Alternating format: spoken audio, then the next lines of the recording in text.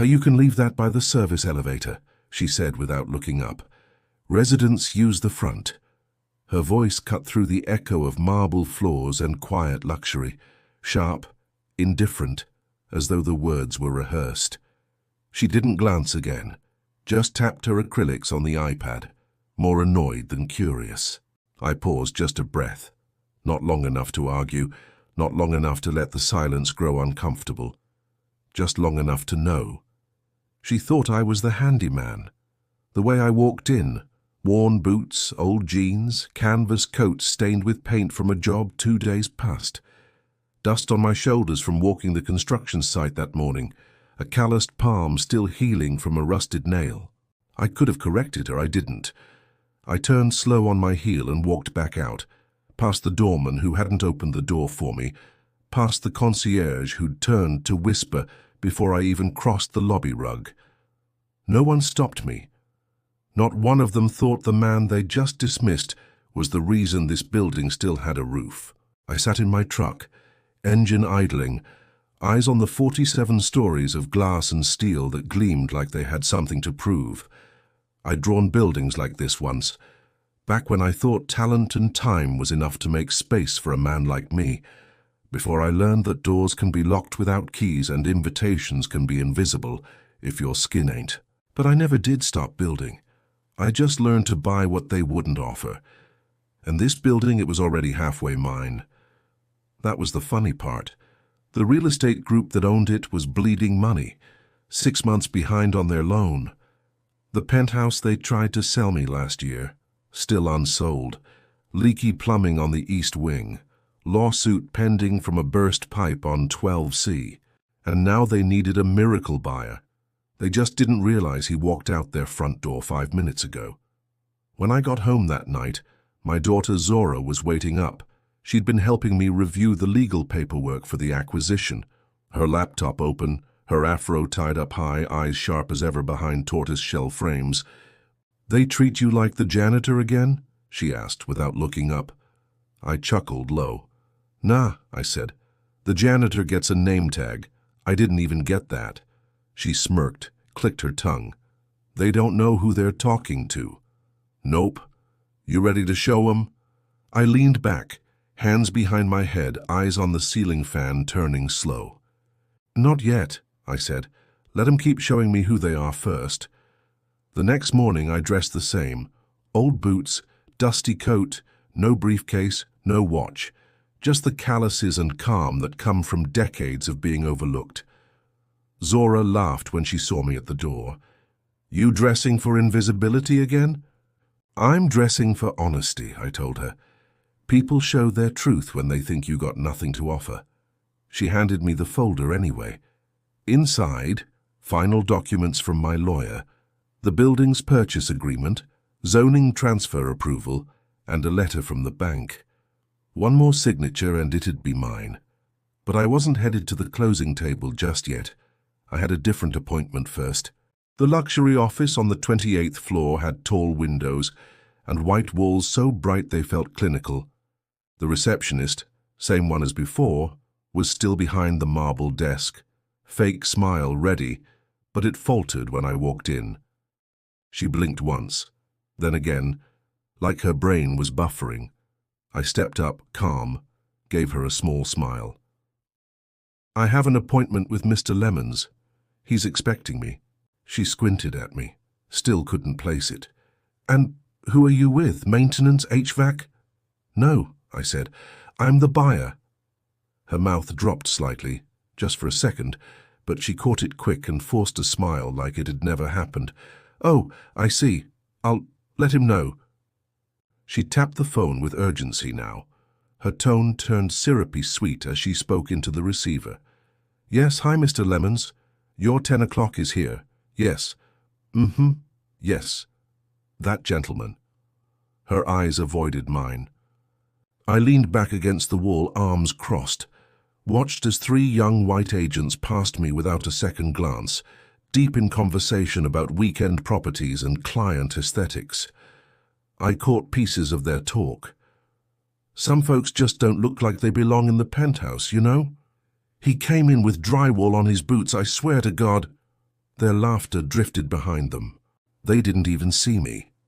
Mr. Lemons emerged moments later, all pressed suit and product-stiff hair, with a face that froze when he spotted me. He tried to play it off, extended his hand, too firm, too eager. "Ah, Mr. Dandridge, my apologies, I didn't realize you'd arrived." "Most people don't," I said. I shook his hand once, firm, then let go. We walked back into his office. Glass walls, leather chairs, and still he tried to sell me. "We've made a few updates since our last conversation. Touched up the east stairwell, refinished the hardwood on the lower levels, and we're offering a few luxury incentives to potential buyers. Are you still interested in a unit on the top floor?" I let him talk. I let him believe. I let him sell me what I already owned. Because what he didn't know was, while he rehearsed pitches, I'd been buying the debt. Quietly, strategically. Every lien, every private note they took to keep up the illusion of wealth, I had acquired. He thought I wanted a condo. I was taking the entire building. When I stood to leave, I looked him in the eye. "I'll be in touch." "Oh, certainly. And if you have any colleagues looking to invest, they will." I turned back to the receptionist on the way out. She smiled too fast, lips trembling slightly, like she finally realized the mistake. I tipped my head politely. "Thanks for your help yesterday. That entrance out back, and it's still open?" She swallowed. Yes, sir, it is." "Good. Might need it when y'all start moving out." Her smile cracked. Outside, the sun hit the steel and glass tower like a spotlight. Zora called. "You do it yet?" she asked. "Not yet." "You gonna tell them?" "Not yet," I said, watching the reflection of the building in my truck's windshield. "They still think you invisible." I smiled. Perfect. The building's boardroom had always been cold. Not just the AC, but the kind of cold that came from knowing you were only ever being tolerated. I'd sat at this table once before, 20 years ago. Back then, I had blueprints in my hand and hope in my chest. I had ideas, visions, sweat equity, but not the right name, not the right background, not the right skin. They passed on my designs. Used my ideas anyway, never paid me. So when I walked in this time, same boots, same dust, same silence, I didn't bother explaining a thing. I let them see what they wanted to see. A contractor, maybe a foreman, not the man holding their mortgage.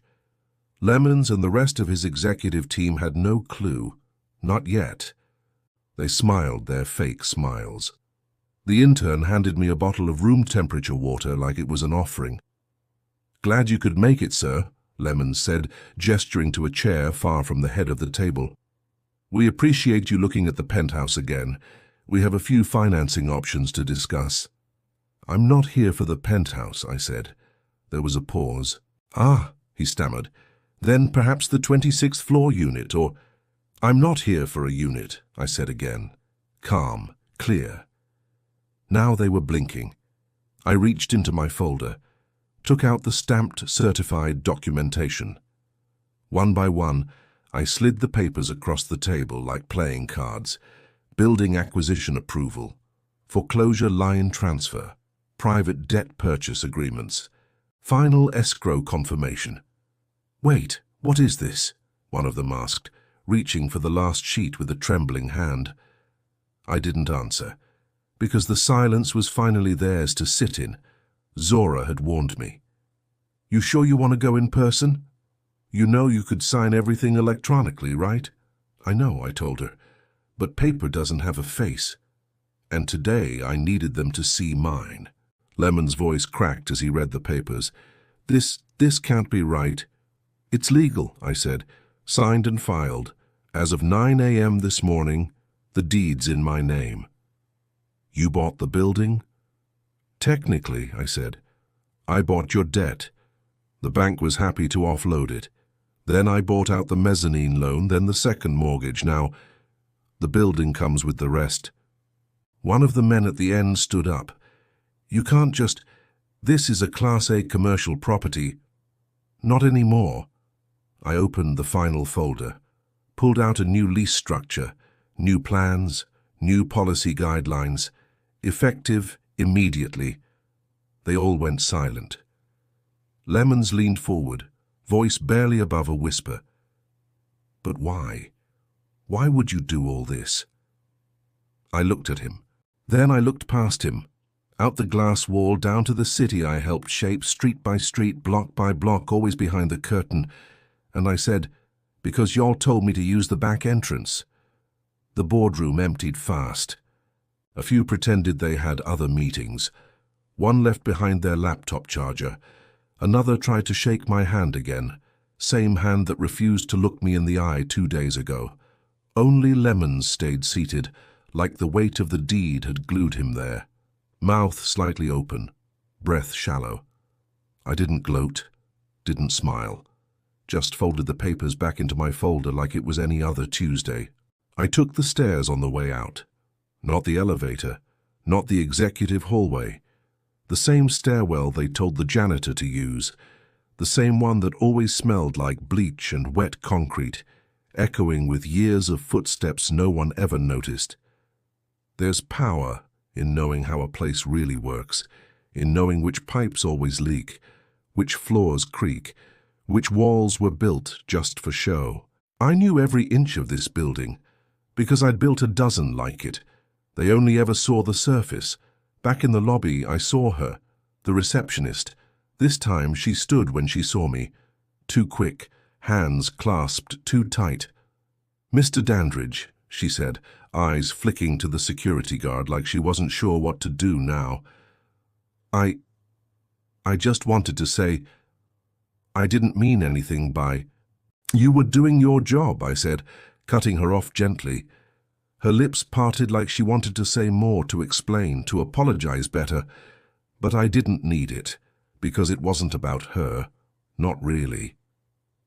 It was about all the ones like her, the ones who smile with their eyes only halfway open, the ones trained to spot a threat in a pair of dusty boots and dark skin, the ones who hold the door open for a white teenager in gym shorts but ask a black man in workwear if he's lost.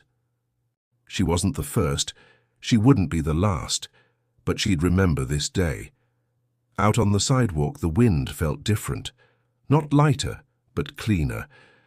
Zora pulled up in her little silver hatchback, music playing low. She grinned when she saw me walk out alone.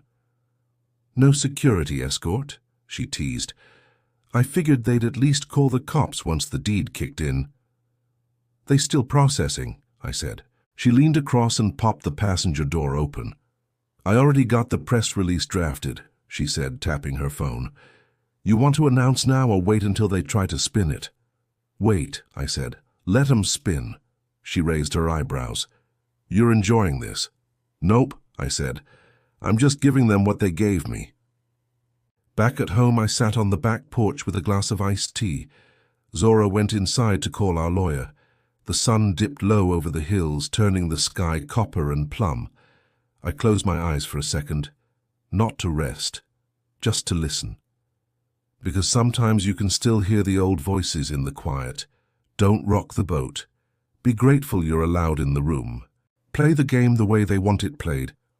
But those voices were fading now, and mine was finally being heard, loudest when I spoke the least. 2 days later, they still hadn't called. Not Lemons, not the board, not the firm that once snubbed my proposals and stole my blueprints. Silence. But I knew they were scrambling behind doors they no longer owned, trying to figure out how a man they dismissed as maintenance just restructured their future with a pen. So I gave them one more thing to think about. The memo went out at 9:03 a.m. sharp from the newly named holding company, Dandridge and Daughter Development. Subject line, revised tenant and staff policy, effective immediately.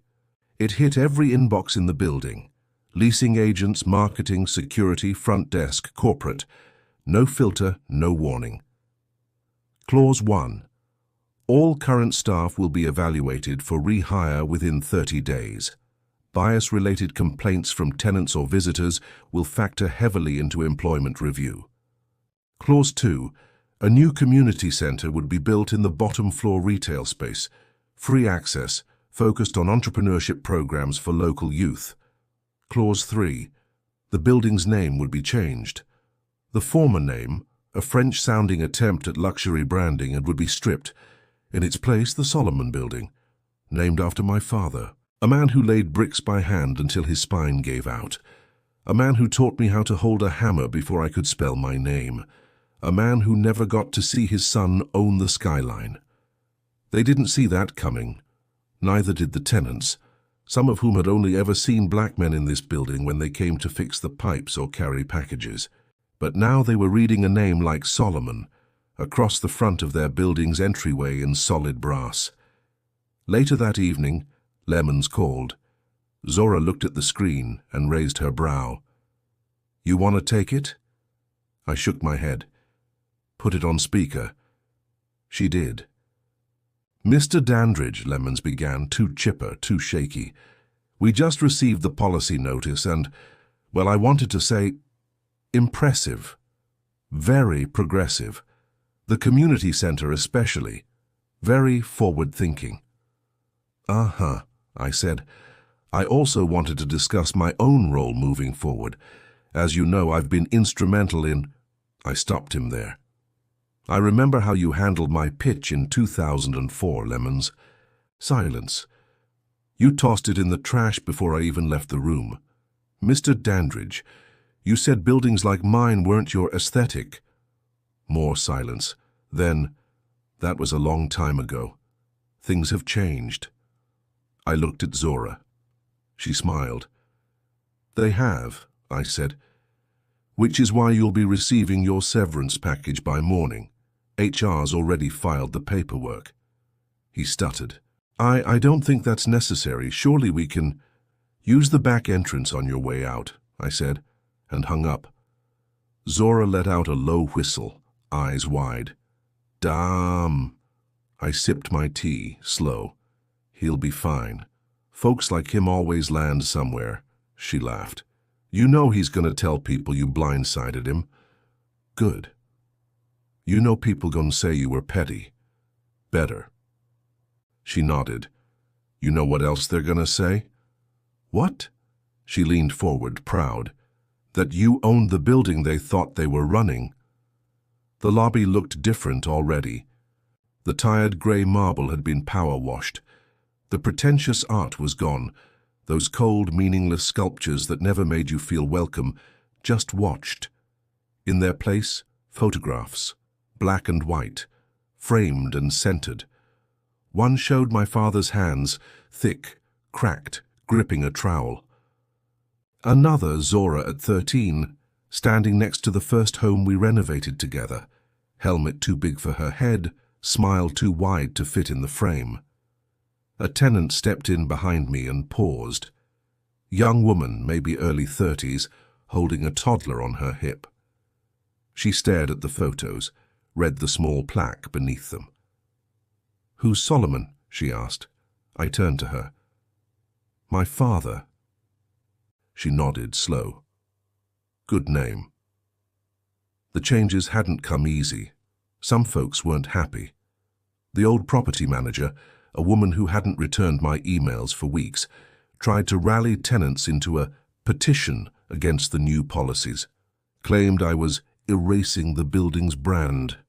I let her run her mouth for a few days, then sent her a formal notice that her services were no longer required, included a severance bonus higher than she deserved, because revenge doesn't have to be loud. Sometimes it's just a final email with a receipt attached. Zora had started hiring. Young folks from the neighborhood, apprentices, interns, junior analysts, kids who never saw themselves working in luxury real estate, not because they weren't capable, but because they'd been trained to shrink before they tried. We posted a photo of the first team on our website, 12 bright faces, all smiling, all real. Underneath, it read, "Welcome to Dandridge and Daughter. We build differently." One afternoon I caught an old man sitting outside the building. Coat frayed, shoes worn. He had a wheeled cart and a thermos in his lap. Looked up at the new plaque like it was speaking to him. "Solomon," he whispered as I walked past. "Used to know a man named Solomon.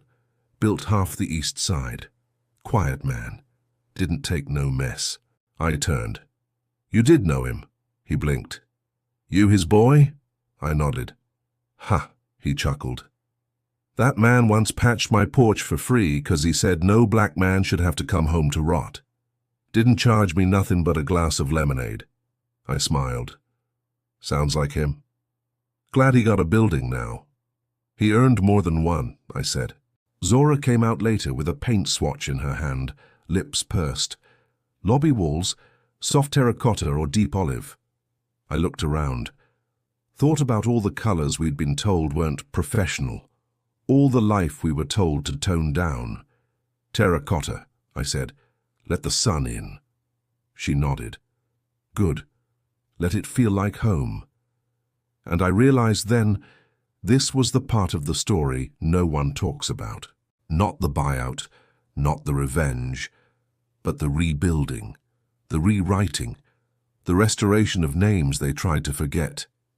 It was inspection day, not the kind they schedule for show, the kind where you walk the halls alone, no clipboard, no warning, just eyes and memory. I took the service stairwell again, out of habit. Not because I had to, but because it reminded me who this building used to belong to in spirit, the ones who swept it, patched it, polished it, then vanished before morning so the suits could take credit for the shine. Now it was mine. And this time I saw everything. The scuffed baseboards, the flickering light on 14, the leak no one bothered to fix above 19C, just patched with a prayer and covered in drywall. None of it surprised me. But what did stop me was the door on 7B, the one they never told me about.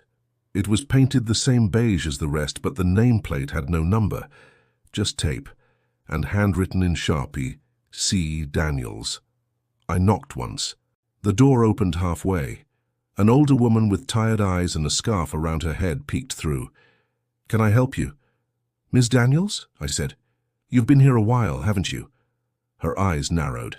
I paid my rent this month, on time, and the one before that. I don't want no trouble. I held up a hand. No trouble. I'm not here to evict you. She paused, then looked closer. You're the one who bought the building. I am. Her voice softened, just barely. So you're real. I am, I said. And I heard from a few folks that you used to run a daycare out of this unit years back. She nodded. Till they said I wasn't up to code. Shut me down without warning. You still got the license? Why? She asked, arms folding. Because we're opening a tenant co-op in the downstairs retail unit, I said. Community-based, run by residents, childcare, tutoring, even cooking classes if you're up for it. She stared at me like I was speaking in tongues. I'd like you to help run it, I said. Pay included, your rate, your rules. Her mouth trembled. You serious? I nodded once. I'm real. That night, Zora and I sat in the new co-op space. The walls were still bare, the windows still dusty, but the blueprint was real, and the smell of fresh paint was already better than any perfume. We had 3 meetings scheduled that week.